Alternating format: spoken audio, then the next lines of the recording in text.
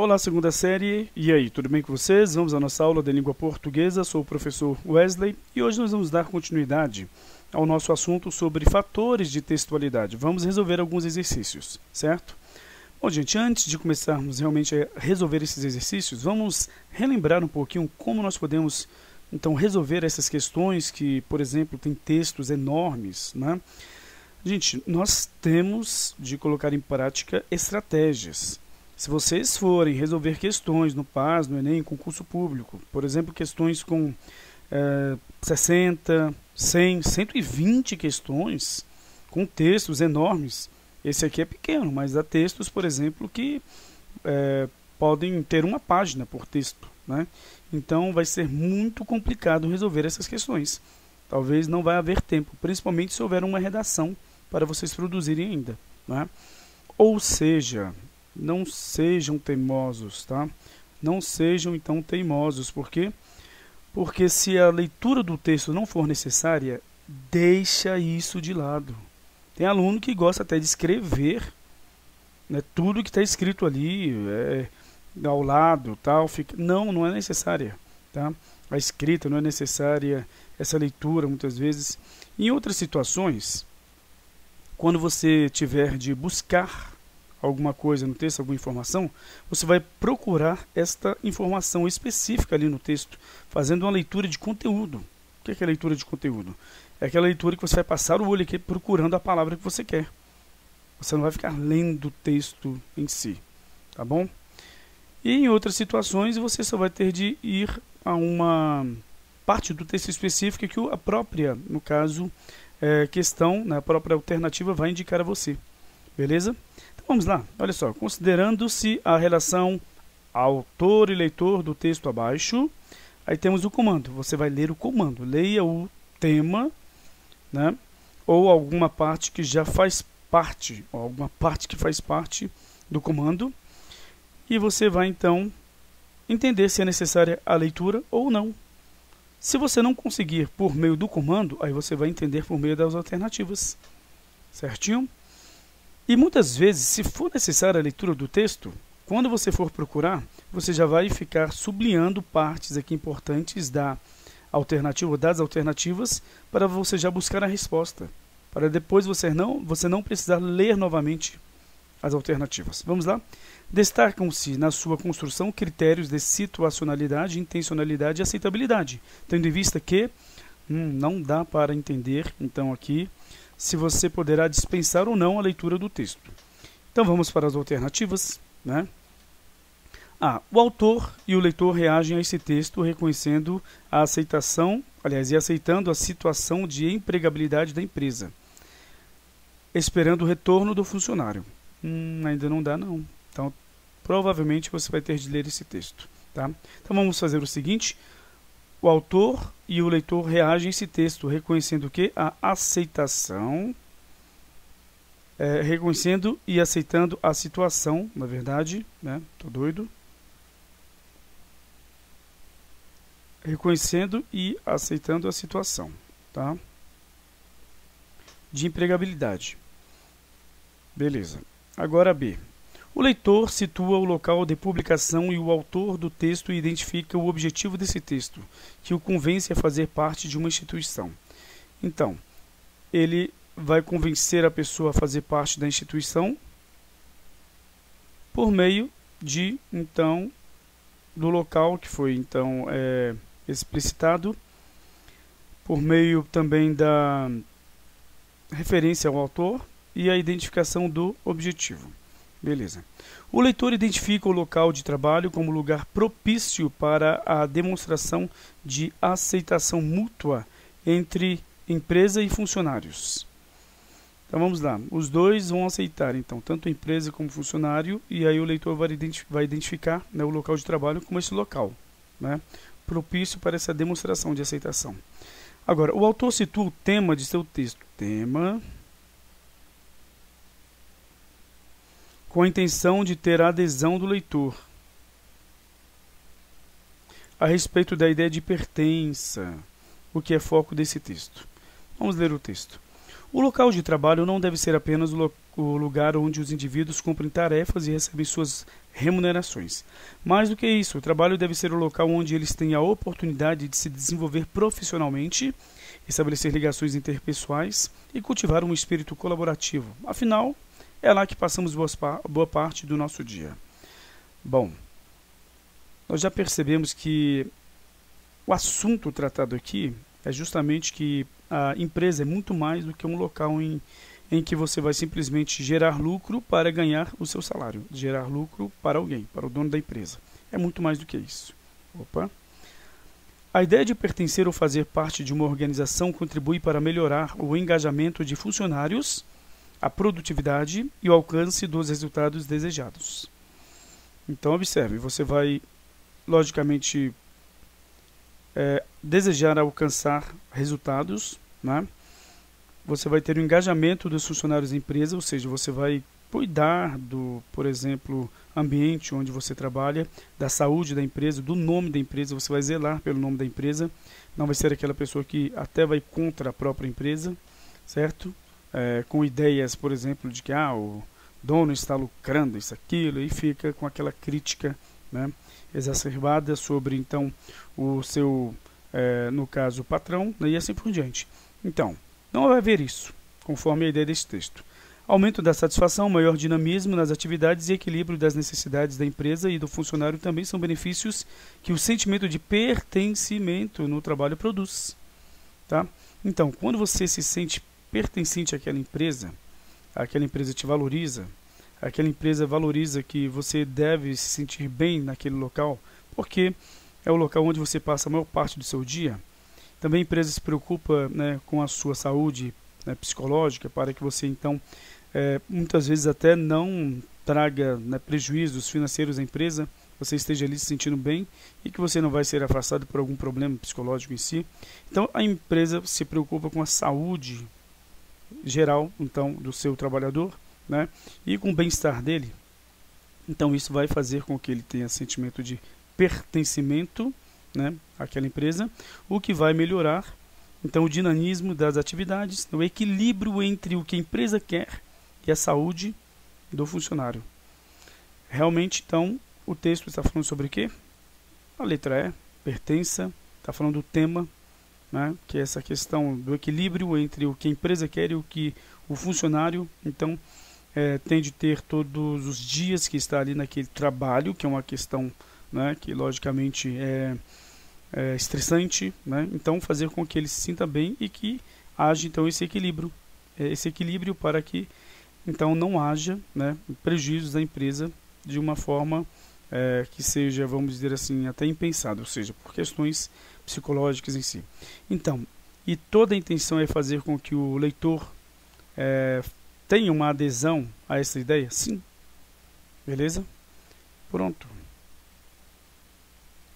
Tá, a letra D. O leitor identifica o local de trabalho como lugar propício para demonstração de aceitação mútua entre a empresa e os funcionários. Então, olha só, você tem de tomar cuidado, porque essa daqui poderia te enganar, né? Por quê? Porque a questão que está sendo trabalhada aqui é a ideia de pertença, né, com o tema do texto, e não uma simples, no caso, demonstração de aceitação entre a empresa e os funcionários, para que, né, haja lucro, por exemplo, né? Por quê? Porque você vai identificar o local de trabalho, né, como lugar propício para essa demonstração de aceitação. Mas aceitação ao quê? Não está falando aqui. É o que falta, então, a esta alternativa. É ao sentimento de pertença, né, que vai fazer com que a saúde do trabalhador seja preservada, né, e a empresa tenha lucro como uma situação, vamos dizer assim, lógica, né? Você cuida do funcionário, a empresa vai ter lucro. Você estressa o funcionário, exigindo somente lucro, e aí você vai ter prejuízos. Beleza, questão 2. Os horizontes da ciência, direto para o comando da questão. De acordo com o contexto situacional e linguístico de sua ocorrência, identifique o segmento em que a linguagem figurada foi usada para produzir o sentido desejado.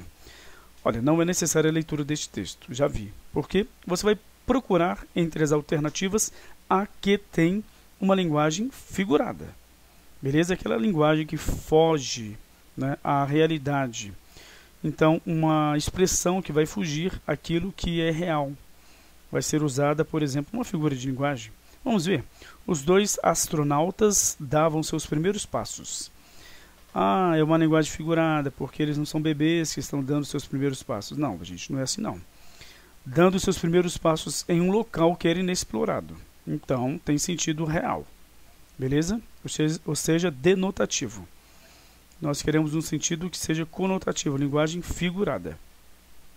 Com um orçamento menor do que na época da Guerra Fria. Orçamento, dinheiro, né, investido, verba, tal. Linguagem real, denotativa. Capturar corações e mentes ameaçados pelo regime socialista. Bom, essa daqui é que nós queremos, tá? Capturar corações e mentes ameaçados. Será? Agora já estou na dúvida. Por quê? Olha só. Capturar corações e mentes ameaçados pelo regime socialista. Bom, você vai capturar o coração e a mente? Realmente, assim, usando-se uma linguagem real? Não, né? Então, a linguagem que é figurada é. Mas olha a D. A cápsula de pouso Águia descia no mar da tranquilidade. Ou seja, desceu de uma forma tão tranquila que essa expressão foi usada, no mar da tranquilidade, né? Bom, e agora?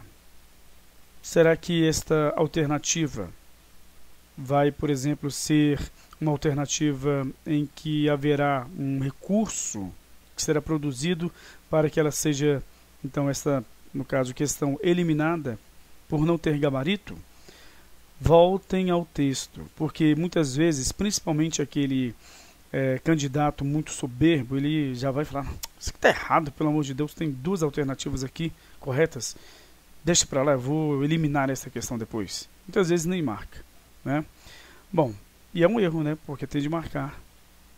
Beleza? Vamos lá. Temos aqui então o início deste parágrafo. Acredita-se ou não, há quase 50 anos, a cápsula de pouso Águia descia no Mar da Tranquilidade. Onde fica o Mar da Tranquilidade? Na face visível da Lua. E dois astronautas davam seus primeiros passos ou pulos no único satélite natural da Terra. Então, olha só. Primeiros passos ou pulos em um local inexplorado até então. E o Mar da Tranquilidade que fica na face visível da Lua. Ou seja, é o nome de um local, não é uma situação em que, por exemplo, uma linguagem figurada foi usada. Tá? Então, a C é a única alternativa que tem linguagem figurada. Beleza? Cuidado com isso. Questão 3. Leia o texto. Aí nós temos aqui, no caso, o texto e temos o comando. Identifique abaixo as afirmativas verdadeiras V e as falsas F sobre critérios de textualização. Então vamos lá, olha só. O segmento linguístico a seguir, em princípio, não é um texto. Então não é necessária a leitura do texto, porque você vai analisar o segmento linguístico a seguir. Então ele, apesar de apresentar um dos critérios de textualidade, ou seja, uma coesão forte no encadeamento das frases. Então vamos lá, olha só. José vai à padaria. A padaria é feita de tijolos. Os tijolos são caríssimos. Também os mísseis são caríssimos. Os mísseis são lançados no espaço. Segundo a teoria da relatividade, o espaço é curvo. A geometria riemanniana dá conta desse fenômeno. Então, será que então, no segmento linguístico, mesmo não sendo um texto, há critérios de textualidade, ou seja, uma coesão forte no encadeamento das frases? Bom, gente, mesmo não sendo um texto, há um certo encadeamento, né, das frases por meio da coesão, porque existem alguns critérios de textualidade. Você vem dizendo que José vai à padaria. A padaria é feita de tijolos. E os tijolos são caríssimos. Tá? E aí, aproveitando-se essa ideia, você diz que os mísseis também são caríssimos. E eles são lançados no espaço. Certo? Para quê? Qual é a intenção? Os tijolos, né, quando então juntos, né, por meio de um processo, logicamente, né, de construção, você então tem uma padaria. Uma padaria que tem um objetivo. E qual é o objetivo de se lançar os mísseis, então, no espaço? Aí ele vem dizendo que, segundo a teoria da relatividade, o espaço é curvo. A geometria riemanniana dá conta desse fenômeno. E, devido a ele ser curvo, qual é então, a objetividade disso? A conclusão que você pode retirar. Ou seja, no final das contas, há uma comparação de situações aqui entre os tijolos e a padaria, os mísseis e a teoria da relatividade. Certo? Que o espaço é curvo, então, que a geometria dá, então, conta disso e que eles são lançados com o objetivo, né, de alcançar um alvo. Está correto? Não é um texto, mas tem critérios de textualidade. Vamos ver então aqui o que podemos fazer. Olha só, assinale a alternativa que indica a sequência correta de cima para baixo. Tá? Então, de cima para baixo, temos aqui então a primeira, tem que ser essa daqui, logicamente, a segunda, essa daqui, e aí vai. Então, a primeira é V. Nós temos aqui a letra A letra C e a letra E. Nós já podemos eliminar a letra B e a letra D. Façam isso. Risquem. Para vocês não ficarem se confundindo. Você já eliminou da tua mente aquilo ali. Já te ajudou. Você não vai fazer essas análises todas que eu fiz aqui porque você vai sentir. Realmente não é um texto, né, quando você for fazer a leitura, mas apresenta alguns aspectos de textualidade, né, alguns aspectos. Beleza? Então, V. Vamos para outra. Se coerência é a continuidade baseada na forma, coerência, forma. Faça isso. A coesão é a continuidade baseada no sentido. Bom, já tenho a minha resposta aqui. Trata-se de duas formas de observar a textualidade? Sim, a coesão e a coerência, né, são duas formas de se observar a textualidade. Mas a coerência se baseia na forma? Não, a coerência trabalha, então, a lógica das ideias apresentadas, o sentido das ideias. A coesão trabalha o sentido, então a coerência trabalha o sentido. E a coesão trabalha a forma? A coesão trabalha a forma, né? E a coesão também trabalha o sentido, beleza? Mas a coesão trabalha muito a forma, certo? Ou seja, você vai evitar a repetição, ou seja, você vai ter frases, né, que vão então ligar uma parte à outra, a forma em si, em geral, tá? Então, F. Olha, A vem VV, tem que ser VF. Você elimina A, olha só, e aqui VV, e aí você elimina C. E aí você marca aqui, no caso AE, e vai direto para a questão 4, amigão. Você não vai aqui analisar nem esta e nem esta, se você tiver estudado e conhecer os fatores de textualidade, tá? Vamos ver então aqui as outras. Não é necessário. Estou fazendo porque, né, a gente tem de estudar o conteúdo em si, aqui, né? Neste ambiente, né, escolar, é uma outra situação. Mas na hora da prova, não perca o seu tempo. A coerência textual não é observável como fenômeno empírico, mas se dá por razões conceituais, cognitivas, pragmáticas, dentre outras. Bom, verdadeiro. Por quê? Porque justamente a coesão textual, a coerência textual, não é um fenômeno empírico, é um fenômeno pragmático, tá? É um fenômeno, então, em que as ideias têm de ter lógica e objetivos têm de ter uma praticidade, têm de servir para algo. Senão, não tem porquê em si. Não tem, então, logicamente você não pode em si concluir que a coerência é um fator de textualidade. Fator de textualidade faz com que o texto cumpra com seus objetivos. E sendo um fenômeno empírico, não. Vai ser um fenômeno, então, né, que vai se basear na experiência, se basear, então, muitas vezes em ideias que são provindas do senso comum, tá? Daquele vamos dizer, conhecimento retido pela sociedade sem embasamento científico, tá? Não é esta a ideia da coerência textual como um fator de textualidade, e sim de obter um objetivo certo, né, com aquele texto, e um objetivo ainda que traga, então, alguns resultados que vão ser benéficos, né, que, logicamente, né, tenham como intenção um objetivo. A intencionalidade e a aceitabilidade são dois critérios para a textualidade? São. Opa, e aí, professor? Tá certo, então? Olha só, nós temos aqui V. Olha, tá certo? É isso aí? Desculpa, em F, não é? Tá certo. É isso que eu queria dizer. Mas aqui está F, professor. Então, o que tem de errado? Esta diz respeito ao que o produtor do texto pretende. Aquela... olha só, nós temos aqui uma coesão referencial em que 2 pronomes anafóricos foram usados. Meu Deus, o que é isso? Já estudamos. Os pronomes que retomam palavras que foram ditas anteriormente, substituindo-as. Tá? É uma remissão. Então, esta vai se referir a, então, o último entre 2 itens mencionados, 2 substantivos. Esta para o mais próximo, o último dito, tá? E aquela para o mais distante, o primeiro que foi, então, mencionado. Tá? Então, esta diz respeito ao que o produtor do texto pretende, a aceitabilidade? Nananina, não. A aceitabilidade diz respeito ao interlocutor, ou seja, ao leitor, né? A quem o texto é destinado. Então, não diz respeito ao que o produtor do texto pretende. O que o produtor do texto pretende é a intencionalidade. Ele tem que ter intenções no texto dele. Senão, você não consegue identificar o que ele realmente quer com o texto. Vai ser um texto sem objetividade, que não serve para nada. Agora, aquela diz respeito a como o leitor reage, aquela intencionalidade é o que ele reage? Não, a intenção é do produtor do texto.